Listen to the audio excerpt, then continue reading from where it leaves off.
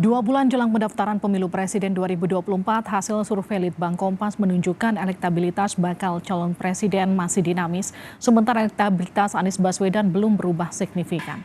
Dalam survei Litbang Kompas yang dibiayai Harian Kompas yang dilakukan secara tatap muka pada 27 Juli hingga 7 Agustus, menunjukkan dalam simulasi 3 nama elektabilitas Ganjar Pranowo berada di angka 34,1%, Prabowo Subianto 31,3%, Anies Baswedan 19,2%. Litbang Kompas menyebut elektabilitas baca pres masih mungkin berubah karena hingga kini belum ada yang mengumumkan bacawa pres.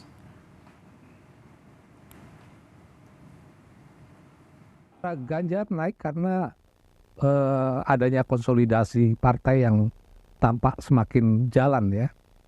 Dan kemudian yang juga penting ini masa mengambang, terutama generasi Z yang sempat berpindah ke Prabowo pada saat kasus Piala Dunia U20 kemarin, kini mulai kembali memilih Ganjar.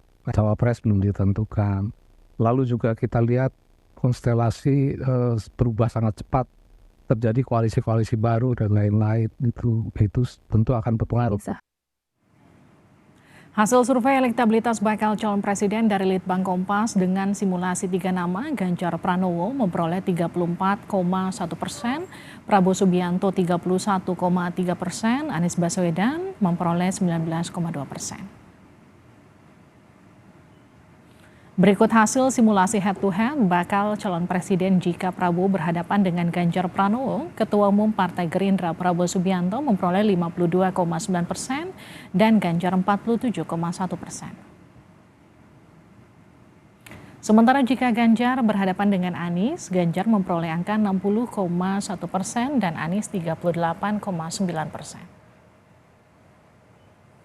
Jika Prabowo Subianto berhadapan dengan Anies, Prabowo memperoleh 65,2%, Anies 34,8%.